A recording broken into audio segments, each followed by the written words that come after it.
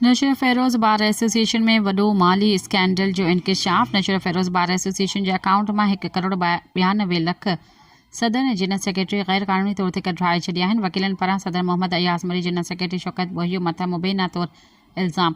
वकीलनि पारां नशर फ़ेरोज़ बार में प्रेस कॉन्फ्रेंस सिंध बार ऐं पाकिस्तान बार खां नोटिस वठी गैर क़ानूनी तौर अकाउंट मां कढायल पैसा वापसि कराइण जो मुतालबो डिस्ट्रिक्ट बार जे वकीलनि शेर मोहम्मद विजण, इबरार हुसैन चांडियो, नईम लहराणी ऐं ॿियनि वकीलनि प्रेस कॉन्फ्रेंस कंदे चयो आहे त नशर फ़ेरोज़ ज़िले बार जे इलाइट बैंक अकाउंट मां वकीलनि जी फीसुनि ऐं सरकार पारां ॾिनल फंडनि मां 1 करोड़ 92 लख रुपया बार जो सदर अयास मरी ऐं जनरल सेक्रेटरी शौकत बोहियो गैर क़ानूनी सां कढाए वरिता आहिनि।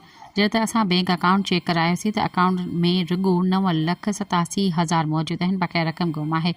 हुन इल्ज़ाम हणंदे चयो त बार जे सदर ऐं जनरल सेक्रेटरी पंहिंजा इख़्तियार उरांघे गैर क़ानूनी तौर ते पैसा कढाया, जेके अमल ग़लति आहे। असां सिंध बार ऐं पाकिस्तान बार खे अपील कयूं था त हिन सॼे मामले जी शफ़ाफ़ जांच कराए अकाउंट मां गुम थियल वकीलनि जा पैसा वापसि कराए वञण। ॿी सूरत में सिंध हाई कोर्ट ऐं सदर ऐं जनरल सेक्रेटरी ख़िलाफ़ पटिशन दाख़िल कई वेंदी। ज़िले बार अंदरि सख़्त एहतिजाज कयो वेंदो। ॿिए पासे इल्ज़ाम हेठि आयल सदर ऐं जनरल सेक्रेटरी सां राब्तो करण ते ॿिन्हिनि हिन मामले ते मौक़िफ़ ॾियण खां इनकार करे छॾियो आहे। सब्सक्राइब कयो अवामी न्यूज़ HD खे ऐं ताज़ा तरीन ख़बरुनि लाइ ॾिसंदा रहो अवामी न्यूज़ HD।